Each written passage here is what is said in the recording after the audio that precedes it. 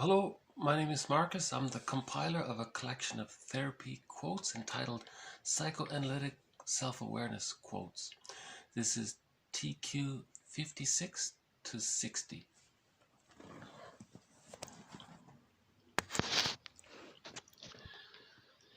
It takes time for the intellect to link the inner pain felt in the, quote, present time to the lovelessness experienced in childhood.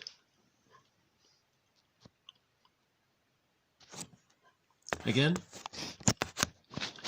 it takes time for the intellect to link the inner pain felt in the, quote, present time to the lovelessness experienced in childhood.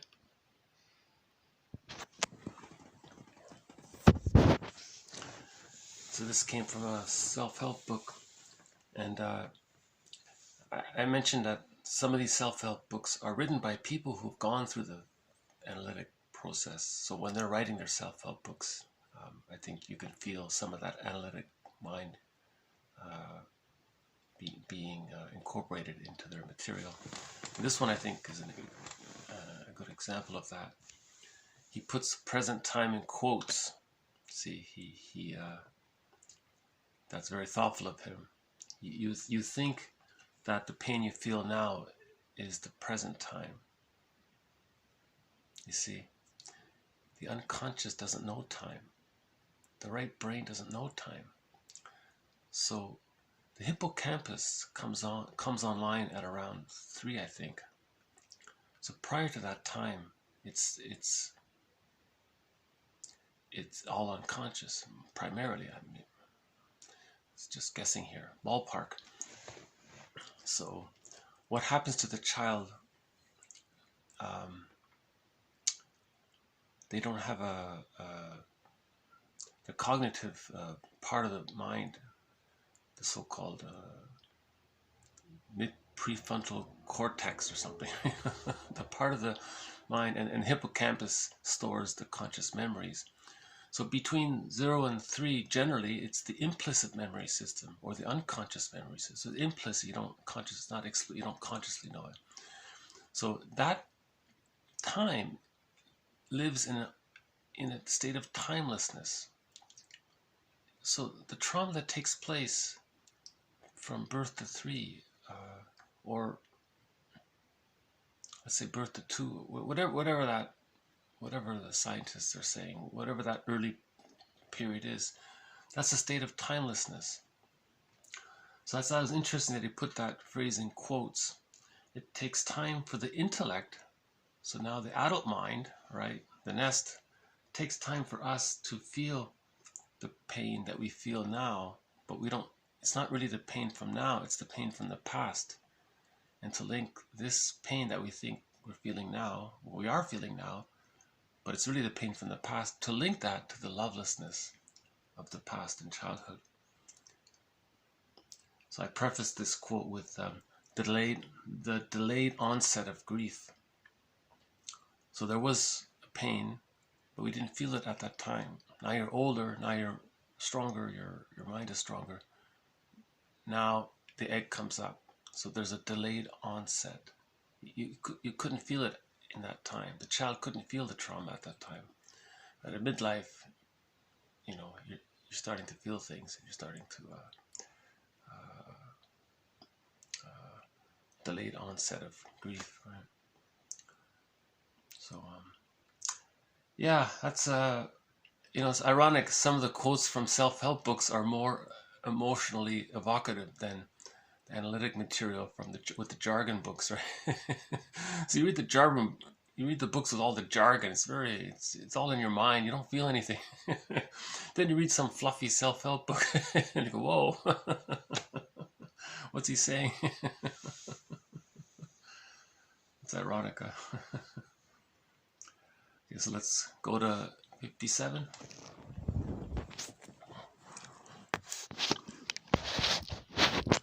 All unhappiness is about loss. All therapy is about remembering well. Grief wears many masks. The truth I've always wanted to tell is,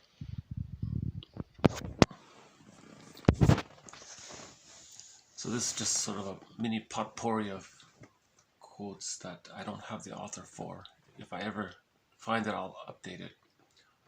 So the first one was, all unhappiness is about loss, the grief. You see, when there's the loss, a symptom of loss, a symptom of not getting to secure attachment is the soul fragmentation. And remember the earlier quote from Janet. He said, unhappiness is a malady of the personal synthesis. That's a great quote. Huh? It's a malady of the personal synthesis. So all unhappiness is about loss, and the symptom of loss is the soul fragmentation. All therapy is about remembering well. Remembering well, so when you did your free association and you're remembering things, you're doing it well, like you're honest with yourself, you're facing that, the courage to grieve. So that's the mourning process. So remembering well means mourning, right? Or works towards mourning. Right? So they're connected. Grief wears many masks. I don't know who said that, but it's part of that compassion, A lot of people are grieving, but it takes on a different outer form. Right? This third one comes from, I think it came from a journaling book, one of those journal books. It gives you a prompt and then the page is blank. It said, the truth I've always wanted to tell is, so you're alone, you're cozy, you have your journal and your pen, and the question on top is the truth I've always wanted to tell is, and if you really pause and think about it, what's something you've never told anybody, but you always want to tell? You're alone, you're in your journal, nobody in your household's going to read your journal, so it's just you and that, So it's that, I thought that was a good prompt, a good sentence prompt. Those three there. Okay, so let's move on to TQ 58.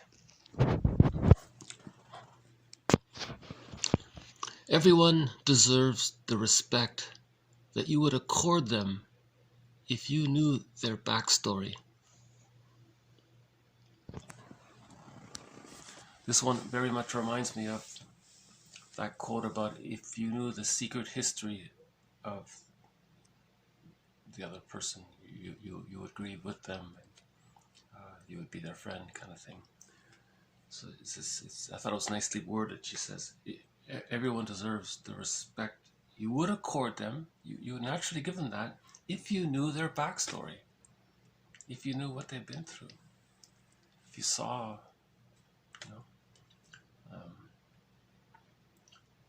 So that author, by the way, Callie Khouri, did I pronounce it correctly? She's the author of that book, the novel Eat, Pray, Love. Remember, that became a famous movie later on? So this quote came from her. I think she said it during an interview with a reporter. I think she was frustrated with the reporter, and she just said it out loud directly. Look, everyone deserves respect. You would accord them if you knew their backstory. She was just trying to emphasize something. So I think her emotional outburst and her rant sort of got my attention. So I thought deserves an entry in this.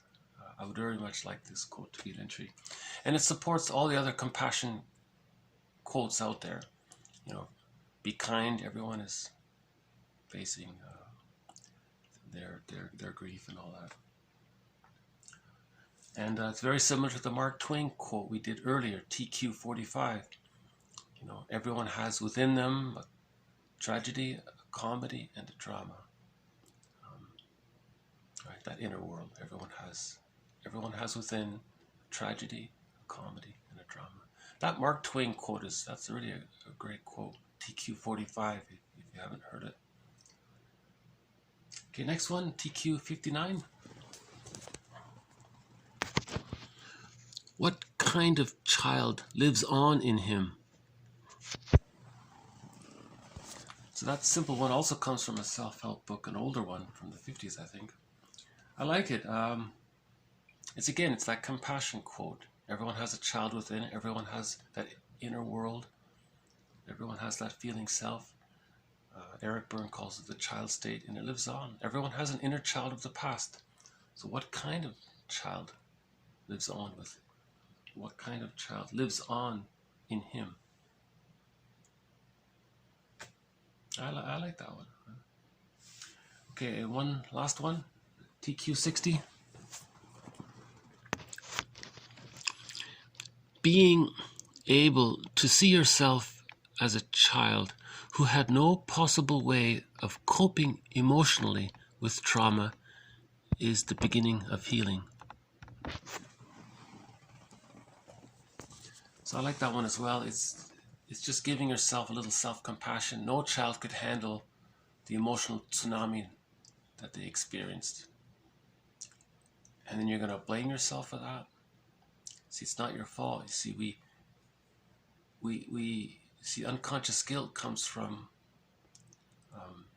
we need to please the parent to secure the attachment. So we assume we're bad if things don't go well. So we acquire this unconscious guilt. And remember, this is in the unconscious, so it's timeless. The first quote about the timelessness about it. So that's why, as an adult, you still feel guilty for something you never, for something you thought you, for a false belief. So there's a false belief that you created. You need to, it was a byproduct of you needing to attach to the parent. But in order to do that, you have to create the false belief that you're bad. And because this was done in the unconscious, in the timelessness of the conscious, no time there. So you're 50 plus years old, and you're still feeling guilty for something you never did. You know, it was a child's fantasy. I think in the movie Spellbound, she said, we may feel guilty for a child's fantasy that we forgot, or something like that. I'm going to come back to Spellbound in the future. A good movie, by the way. Okay, that last quote was done by Roger Gould. He wrote a great little self-help book, one of the better ones, called Shrink Yourself. Shrink Yourself. It's not about psychoanalysis, you know, to shrink your inflation or shrink your narcissism. He's talking about emotional eating. So he was talking about the food question, you know, the overeating question. So shrink, and but there's sort of a play on words there, because I think someone called it emotional eating on the couch.